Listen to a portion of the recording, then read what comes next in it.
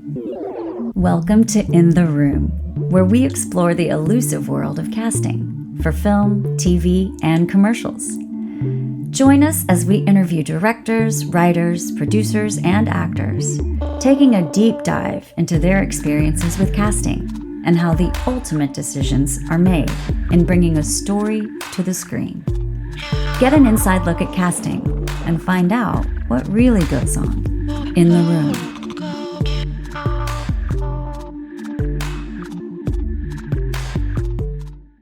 All right, my name is John Williams. I am a casting director. I'm Kendra Franklin. I am an actress and a casting assistant. And today we have the director, producer, and casting director from Yasmeen's Element.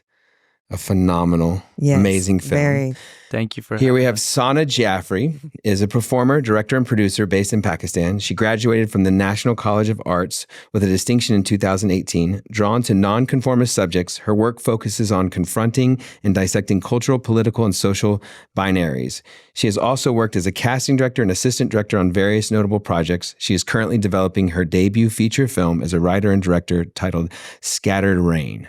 And then we're lucky to have Mr. AMMAN ABBASI back again. Yes. Thank you. Director of Yasmeen Elements is his second feature film by critically acclaimed Pakistani-American director AMMAN ABBASI, whose previous film, Dayveon, which we have an earlier episode with you, played at Sundance Film Festival in the Vinyl and received the 2 Spirit Award nominations. Shot in the remote Hanza, is that correct, region of northern Pakistan with a local nimble crew, Abbasi's Yasmeen's Element captures an authentic day-in-the-life story using non-actors from the town of Gulmit with the singular goal to capture a timeless portrait of a young Muslim girl in pursuit of an education. And what you guys accomplished is phenomenal. It's amazing. It really is. It looks so good. Thank you. Thank you. I want to talk about the scope because I know what you probably the resources you had, but the scope of this film feels like a major, large production. Yeah, look, we knew we didn't want to compromise on the way in which this movie is visualized. And at the same time, you know, we're in a very remote area of Hunza Valley in Gulmit. So it was that sort of like figuring out that equation of what's possible exactly. And given that so much of of this film is a foot journey, her walking through this, I did want that sense of fluidity, that movement, yet not in a way that feels spontaneous, but more planned, you know, to understand that feeling. So it really was very difficult to pull off genuinely, but it was worth fighting for at the same time too. Every shot was just had such beauty to it and such scope to it, right? Even from the opening shot of just the follow, I was like, okay, he has a steady cam. And then I'm like, he doesn't have a steady cam. And then I'm like, okay, well, he's got a crane. No, he doesn't have a crane. Exactly. Oh, we wish. Yeah, I know. But that's what I was thinking. I was like, oh, they must have all these, but you guys pulled it off. Like every shot is is beautiful. Yeah, the cinematography is just great. I'm just, every single, like, you know, I was just telling him, like, whoever scouted this and then to able to get that on screen to look so beautiful in that way. And we were just sitting there like, there's no way. So tell us about the journey. Like, it's from the book, and I know that the book has a little bit more turmoil in it, right? And so you guys adapted it to this, which I was like, what I took away from it was like, this is a metaphor for life. This is right. This is life in a day. Sure, yeah. Okay, so the background of this is Jeff Stern, fantastic author and journalist. He and I, we connected over his book and we considered adapting. It's called The Last Thousand, focusing on a small school in Afghanistan and its fight for education. And so while we were considering doing a full adaptation, in fact, we started to do so, we wanted to actually allow it to be more allegorical than specific. And so therefore, we sort of readapted it once again. I wouldn't even say an adaptation at that point. We just sort of kind of ran in a different direction a little bit. And we Sana and I met in Lahore, and it was pretty immediate, at least for me. How did you guys get in contact with each other? So we have a mutual friend who put us in touch, and when we had our first meeting, I immediately knew. I was like, she is so special. Her artistic sort of soul comes out so quickly. The moment you talk to her, I was like, we need to work together. But yeah, Sana, how did And you that said go for he's you? crazy. Yeah. He's out of his mind. That's Right. the only reason I did this, literally. But yeah, I had just gotten done with another feature that I was working on, Joyland, and a lot happened during that. It got banned and all of that, and I was just going through that journey. And then a friend of ours, Apurva, connected us, and I was like, I don't have it in me to do another feature, but you're saying this is a cool filmmaker, and I want to meet cool Pakistani filmmakers, so I'll just go and have coffee with him and be like, I'm so sorry, I can't do this, but I will give you somebody else. I'll recommend somebody else. But I think 15 minutes into our coffee conversation, it became like a 2-hour long conversation. And I just knew, I was like, I can't not do this film, He hooks because you. like creatively, why we make films, when the intention is so similar, I think that is something that's very valuable to me, that he wanted to do this, so authentically and so sincerely. And you don't get a lot of filmmakers like that. It's like, oh, Right. this is what I want to do, and, just come and make it happen. But he wanted to collaborate, and he wanted to just know more and do more and make sure that, we can collaborate and bring out like the best possible thing out into the world. I have that conversation often. I go to coffee and I'm like, I'm going to tell him no. I'm going to tell him no. And then you're like, damn it. All right, let's do it. So, I mean, you were basically boots on the ground for pre-production, right? Walk us through, because the casting process had to be, I mean, everyone is not actor. Yeah. Not one actor. No, No. not one. Man. They did wow. phenomenal. I mean, they held screen, they held time, they held moments. I mean, it reminded me of Dayveon. It was like they just held, they were able to just, the authenticity, the truthfulness, like, It's like you were Most just definitely. peeking in on someone's life. Just, it did not feel like one time that. Yeah, I especially love working with non-professional actors. I think there's a sincerity and truth that's hard to sort of come across with just an actor. And so I really especially love working with non-actors. And for this one, it felt as though I wanted to do that again.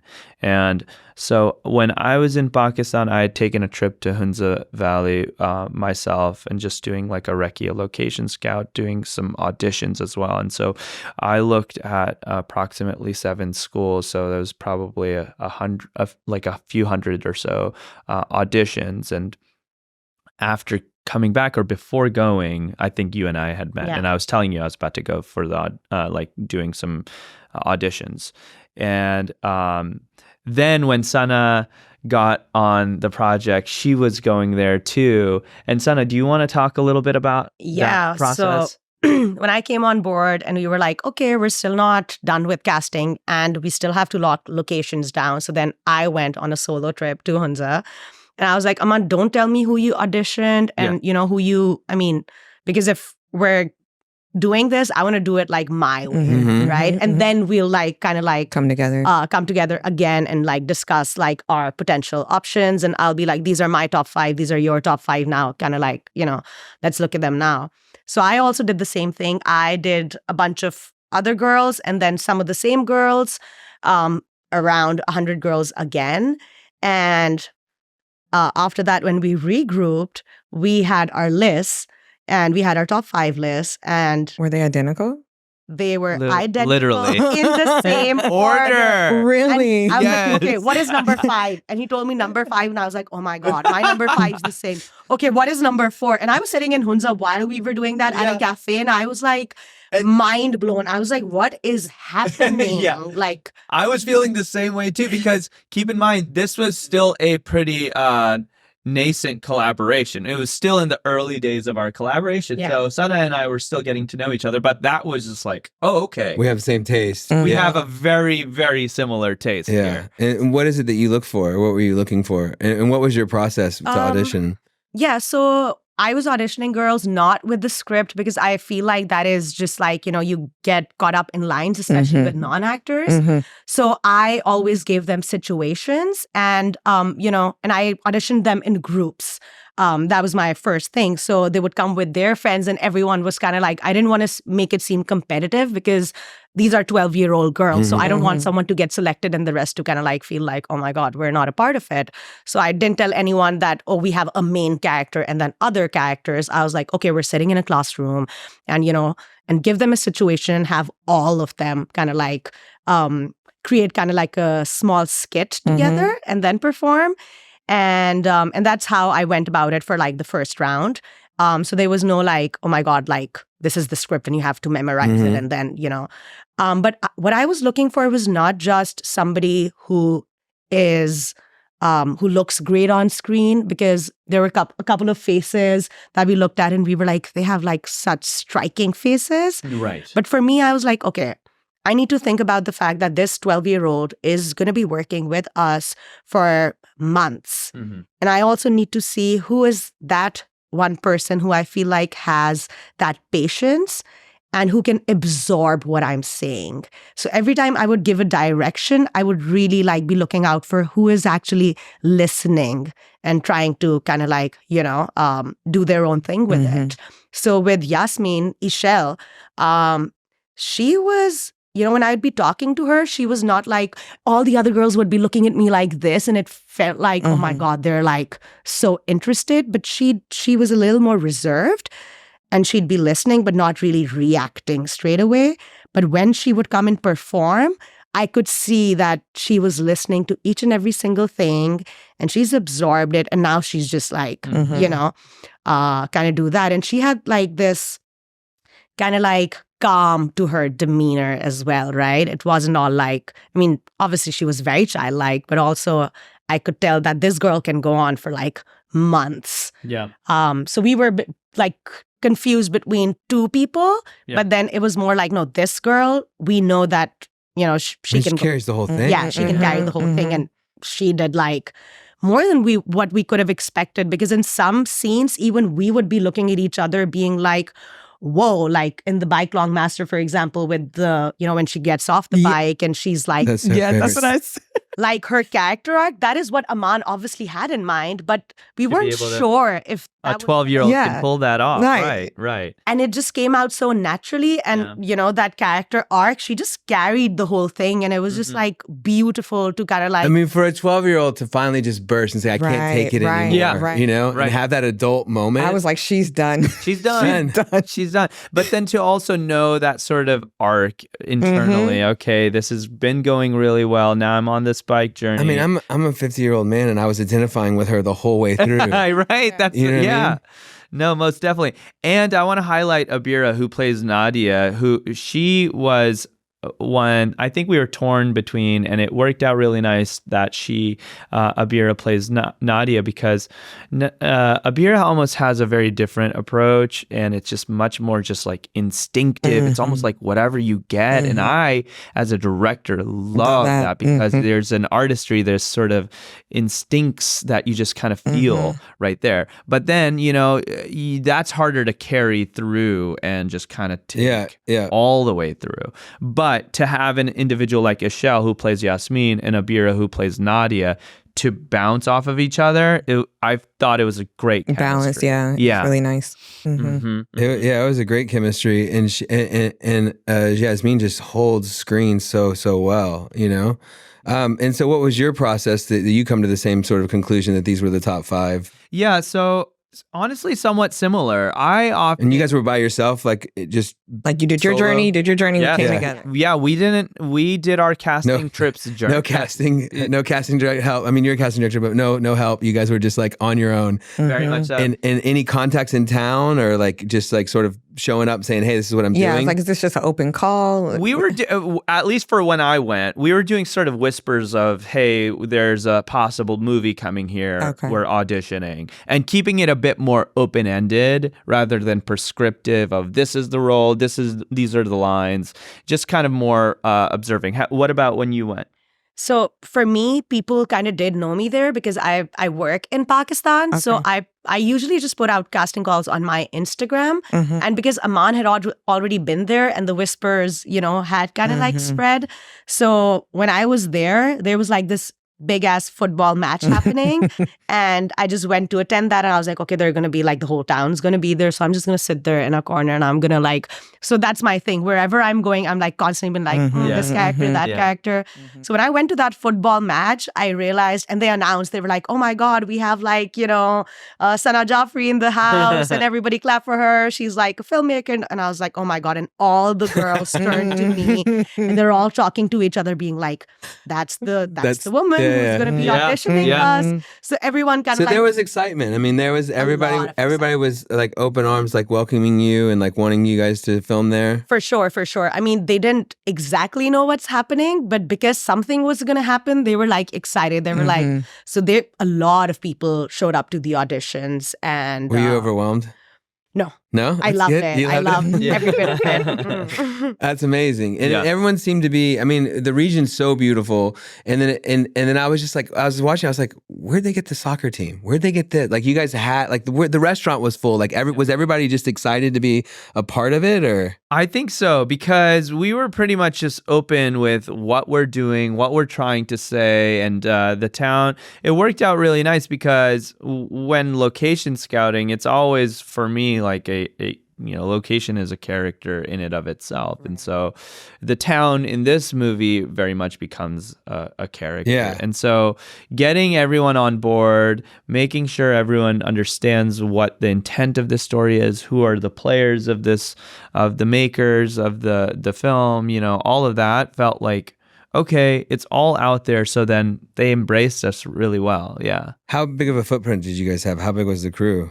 I mean, sorry, just to add to that, I also feel like when I was there alone, I did kind of like try and make, become a part of the community and meet. I mean, I knew that we need football players. So I went to a football match to kind of like know, okay, who heads like this football association, because we're going to be needing them later. So, building those relationships before we started shooting like really helped, with the school, with the football team, or with, like, whatever was happening in the film, we had already we already had those people on board, and we were like very upfront about, this is what we're going to be shooting, and we want it to be authentic. So, if you're the ones playing the part, I mean, that will bring out the magic because it's real. Nobody's really acting. I mean, but like Smoker and the boy and all that. So when you went, you were like, okay, I'm in Joker. How long were you there for? Alone, I think that was 2 weeks. And how much casting did you get accomplished in that 2 weeks? I think we did about, let's say, all the main characters were done. And then Amman and I, again, had a few people, like the Smoker's character. Amman had met this person at a Chinese restaurant, the same Chinese restaurant. He owns it. And Amman was like, this person is really interesting. We need to have something for him.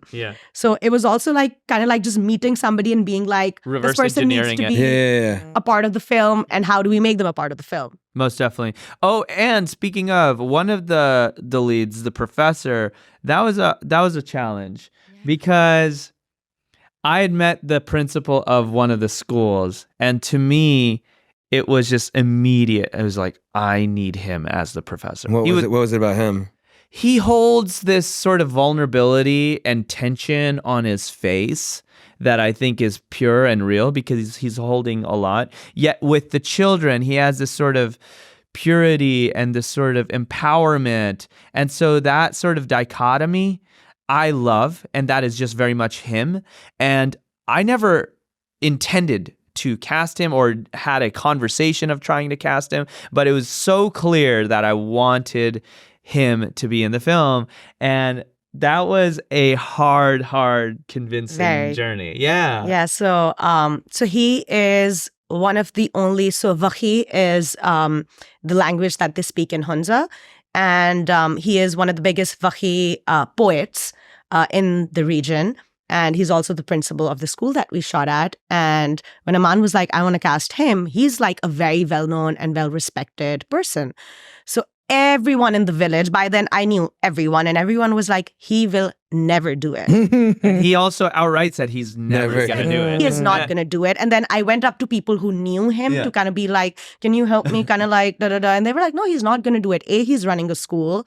B, he has a lot to do and he doesn't want to be in front of the camera. He's just not that person. Right. He just didn't really have any interest. He in does it. not, and he does not want that kind of attention. Right? He was like, I'll help you. You can shoot at the school, but there are a gazillion people who are going to be better than me. Then I told Amman, but when we went for the first time, it was like 7 of us, right? So then I went back to Amman and I was like, Amman, you know what? I feel like when 2 people talk by themselves, they get a chance to be vulnerable. So I want to go alone and talk to him. And then we went and spoke to him kind of like one-on-one. And that kind of like really changed something because we told him what the story is about and why we want him to do it.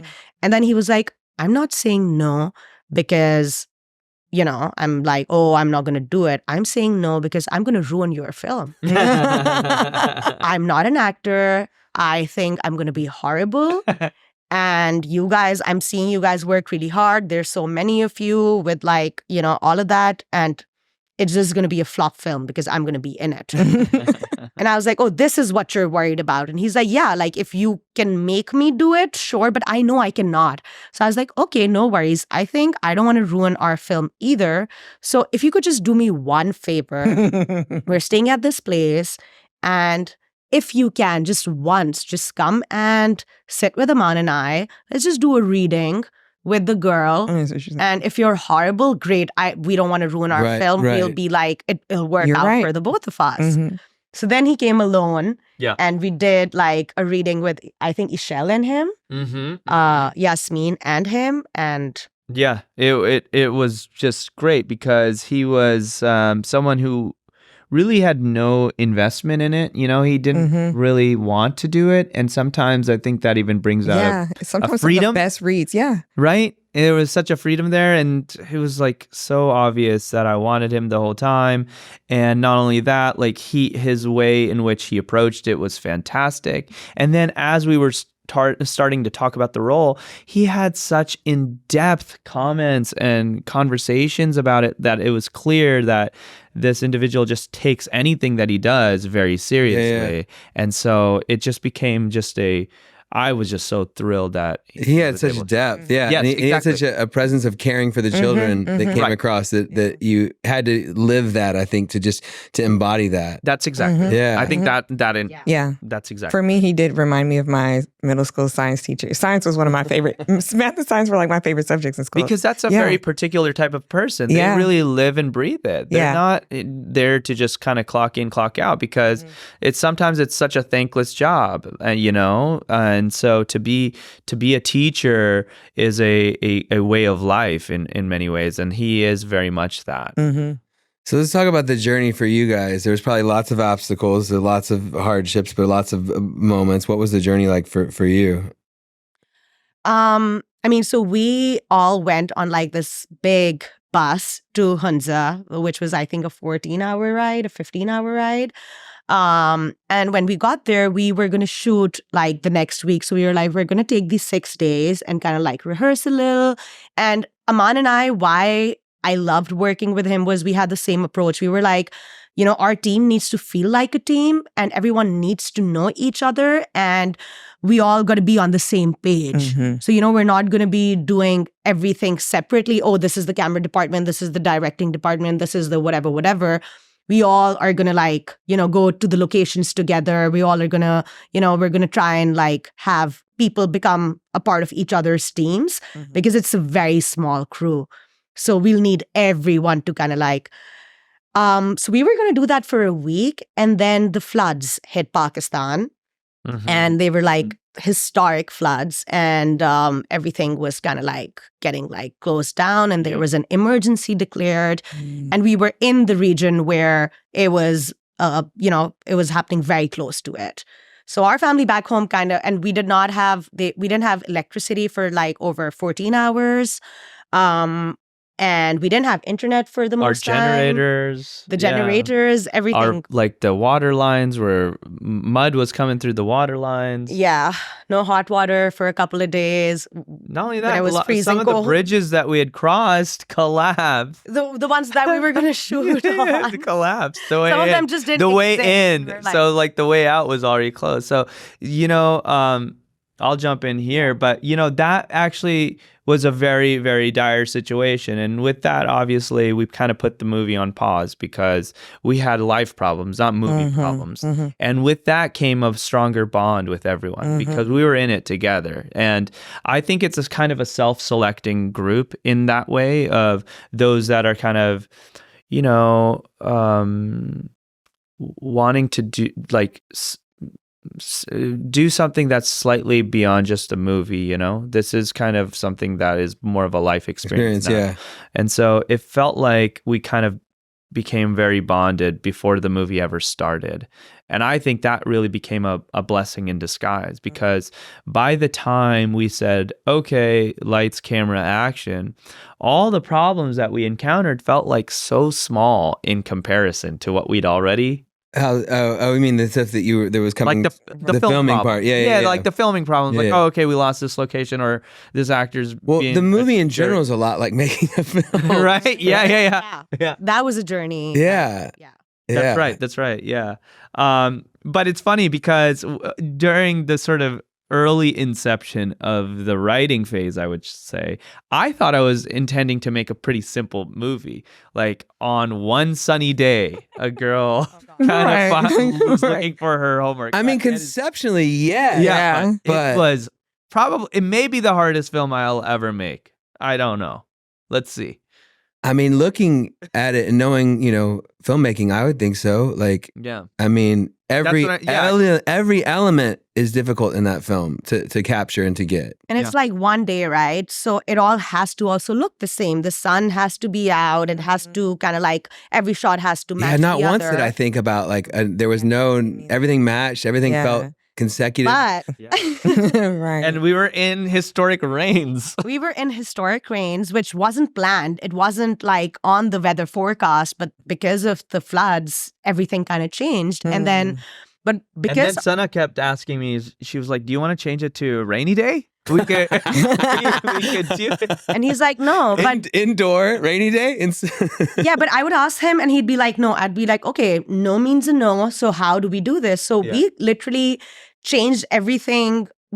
There was not a single, you know, thing in my mind which said that we can't do it, right? It was more like, how do we make it possible? So I sat with my ADs and I was like, we need to shoot these scenes when we have the sun. Yeah. And when we don't have the sun, then we shoot this. But then we don't know when we're going to have the sun or not. Because even when in the weather forecast it says sunny, the sun comes out and we go out to shoot. That happened the first, 2 days. It would be out and then after 2 hours, complete darkness. And so it's like, we can't rely on the weather forecast either. So we had Sundays and not Sundays. And everyone was mentally prepared to kind of like switch. Yes. So we were done with like the entire pre-production and how we're going to do each thing. We went to all of the locations. We did all of the rehearsals. And we had a tentative schedule. But everyone was mentally prepared to be like, we can possibly like wrap this up and move to the other location and do that if this happens. So having the team have kind of like the same spirit of being like, we have to make this happen, kind of really, really helped. Yeah. What was the distance that you guys were working in? How because it feels like it's a large. I was like, she just walked the whole world just to get back home. Yeah, I would say maybe 5 to 10 kilometers total. Okay. Is probably the full space of the entire village basically. Okay. Yeah. It feels way bigger. Yeah, it does. Yeah. No, you know, to Sana's point, we had a little bit of a modular schedule, and so some of those interior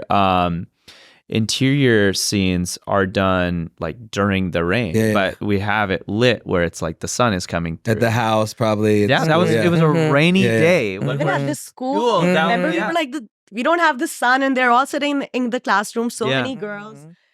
Yeah. So a lot of those interiors, we had to, at a certain point, start shooting or we would just continue to be hemorrhaging our budget. So we had to start shooting while it was raining. So we just started to do the interiors. And then on days where we saw a little bit of sun, we would just... like, we got to go. But the thing is, it was nice because we had the plan of where it would be. Right. You know, so it didn't feel like, oh, okay, we got to figure something out. Mhm. It's like, okay, well, let's just shift to that. Yeah. And also just keeping in mind that we were in a remote village. We didn't have access to, we only had like limited equipment with us. We didn't have like big lights. That's what I was going to ask. Like, We how- had yeah. like really small lights because we were like, oh, we only have like 3 interiors and the sun's going to be out. We don't need so many lights. We're just going to get smaller lights for like, you know, the face light or this or that or the ambience or whatever. But then, you know, we're shooting in darkness, a day scene. Yeah. But it was more like Amman and Ujjal, who was the other DOP, and then the gaffer kind of being like, this is what we have, and we got to make it work. Yeah. And And sometimes those creative parameters or limitations are your best friend in ways, sure. you know, because it's only what you have. And so you got to make it work. And in Dude, you guys made it work. Yeah, you Like, did. I mean, There's it's- no way of knowing. Yeah, there's no way of knowing. I mean, that's what I kept thinking. I was like, I know they didn't have like grip trucks and all the tools and well, stuff. we canceled a big truck Really? the day before it was going to come because You're like, we got sun. We don't need it. we canceled it. And honestly, I think it was one of the best decisions we made because we knew that these rains could just kind of take forever, and having just a truck Trucks sitting eating money. Yeah. yeah. Mhm. Yeah. eating money, and then the slow footprint of that truck, even when we would be able to shoot, would just not be the way in which we could make this work. So in fact, I shot with a very experimental cinema camera on this, one that has a gyroscopic motor built directly into the camera, and that's probably more dorky than I would like, should yeah. even get into. What was it? It's called a Ronin 4D. Is it new or is it? It was very new when we filmed. So Okay. yes, it's still relatively new. Okay. And the idea was that was going to be sort of like B cam, and then I was going Yeah, to yeah. have a more of a traditional way of doing that. But literally at 1 a.m., I was like, we got to cancel that one. There's something about that felt like it's not going to help us. It's going to hinder us. So then it was a little bit of a leap of faith to see if this camera could work. And of course, we had done a lot of tests, a little bit of mock shoots too, but So it had all those big, massive shots. It just captured them in the terrain. It just captured it so well. That's what I was wondering about that, because it was like, what lenses? What did you use? Because it just really showed. yeah. Yeah, We still had a lot of, we did have like grip and lights, Yeah. of course, but the setup often was a bit more of troubleshooting this sort of experimental camera more so than every shot seems so planned out and It seems was- so like spot on. It was. It was Yeah. genuinely spot on, or very planned out, because I would use a lot of rehearsal time with the actors, and then what I would consider camera rehearsal as to where we want this at all times. Because as you know, working with especially non-professional actors, I like to try to make that stuff invisible, the Yeah. technical. So as much as we on the crew side have such a specific plan, it's almost like I can let them ignore that. No, I know how you work. Yeah, you're like, oh, no, we're not doing anything. Don't worry about it. Exactly, exactly. So I don't want the actors to even No. think about Yeah, technical. yeah. And so once I'm seeing how they're utilizing the space, I can a little bit reverse engineer it or kind of augment what they're doing to get what I need in terms of a technical. So how close did you guys stick to the script with these guys, or how much did you guys let them kind of bring their own to it? Yeah, so we had a working script that Jeff, Sana, myself, and I had crafted. And then similar to Dayveon, we did a very long rehearsal process. I would say probably 3 weeks or so, where we, especially with our main cast, our professor, the two students, and the brother, we just kind of acted out like a play. And I think So same process as Dayveon, kind of, yeah. very similar, Yeah. very similar, yeah. And what was your sort of like, what was the starting for the cast and where they ended up? Did you see a big transformation or? Oh, there was, obviously, especially with the professor and the kids. I feel like, because we had so much time together and building that kind of trust really helped, because then you kind of like can let go. And because it was a long process and you get bored of lines, right? Yeah, yeah. So when they started getting bored of lines, they'd start adding their own stuff to it.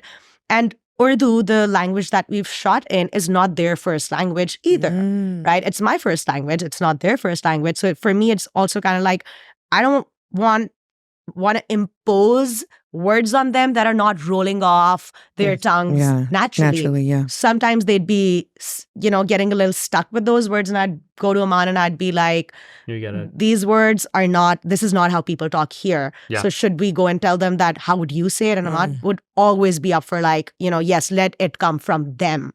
So, we'd be like, okay, I think we'd like to see what you guys want to, how you would do it.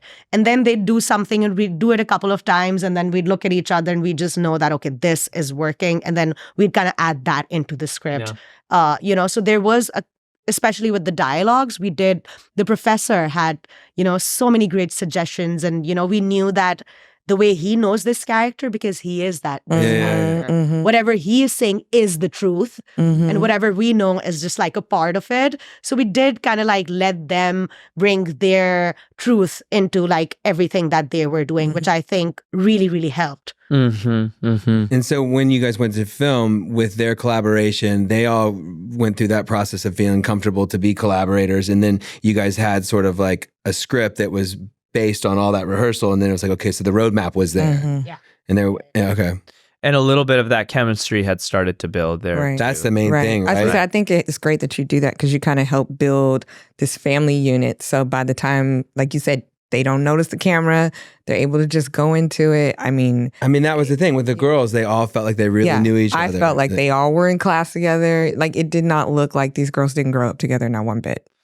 That's really great to hear, because we definitely kind of manufactured a classroom. It was based on our selects of who we thought would be good, but having them spend time together, obviously they kind of build their trust. And because also it's a small town, I would say it's not like nobody knew anyone. They all knew each other already, right? And that's what we wanted. We didn't want to, when I went for auditioning, I went to different villages too, because I was like, I need to get the best ever.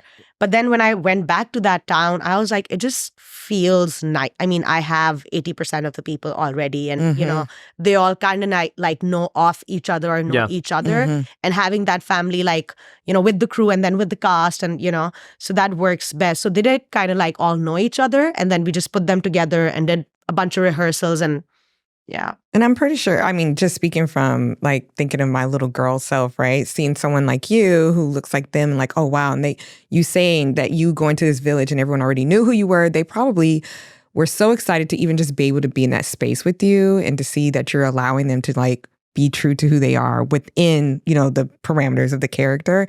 I think that probably helped as well, as well as the way you set the foundation of building those relationships with your actors. Like, it was really lovely to watch. And, I was just like able in those moments, like I'm watching, thinking about how it was when I was 12, and I'm like, oh yeah. And then, I got a big brother too, and all this stuff. It's like, it was really great. The whole time I was like, this is like, no way that this is just like this one little girl. And then it was just great to watch, y'all. I need everybody to see this movie. That's how I feel. I feel like you guys could teach a class on this, of what how you can make a film, on a limited, and you don't need professional actors, right? Like, I would never want to go with professional actors. I know I feel like that's a certain talent of a director to have, right? To be able to work with non-actors.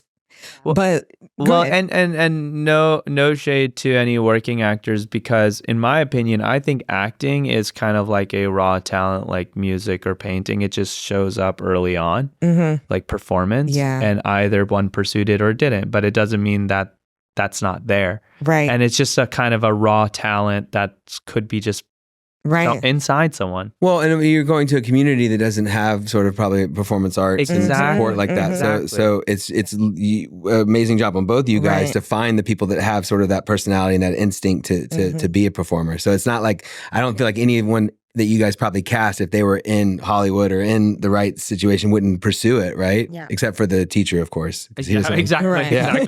Who really didn't want to do it. Yeah, really want to do it. Is he? Wait, has he seen it?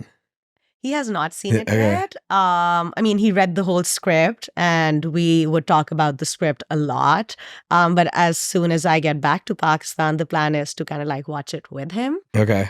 So I'm excited. And tell me he didn't ruin it. Yes, he did not. He did not ruin It was great. So you I got- think he's still going to think that. He's going to be like, No. oh, I Right. think I'm like Yeah. the worst. No, Yeah. he did great. So you guys are here for South by Southwest, and how's the reception been? How's it going? I mean, I think the most special thing for me is being able to firstly bring the girls here because getting an American visa when you're a Pakistani resident is like, I mean, I got the, I was called in for an interview in December 2024. So to kind of like get that expedited and get that, to even happen. Yeah. Mhm. We got the visa the same day we had to fly. And, Oh, the wow. girls till the last, moment. This Really? is their first time, traveling. On a plane.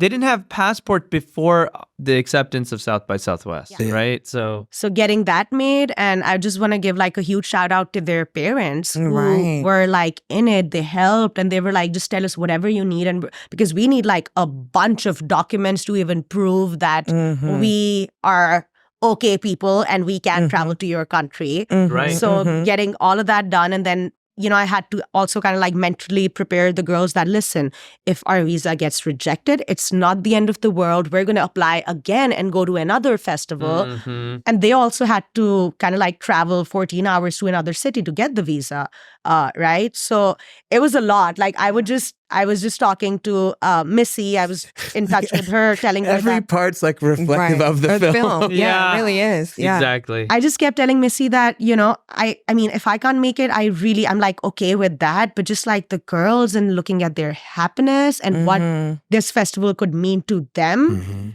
is just making me, everyone told me that it's impossible. There are 2 other Pakistani films and some people did not get the visa and they couldn't make Most it. definitely. Mhm. Right. So the girls were my motivation to kind of like push through the whole Mhm. thing and be like, we have to get there. Which is still, like you said, reflective in the film. And I think what it does is allow those girls to see there's opportunity for their future, and no matter what they plan or want to do. Absolutely. Like, that's just such a huge I accomplishment. mean, I think also too, like with Dayveon, it was so awesome to see the accolades or see the audience give them that cast, sort of like bestow their just appreciation for the work they did. And so I imagine for the girls, they're And that's what's experiencing it. Mhm. Yeah. Yes, Mhm. that is what's special. Like everyone who comes out of the theater, they're just looking at the girls with those eyes and like Mhm. hugging them and being Right.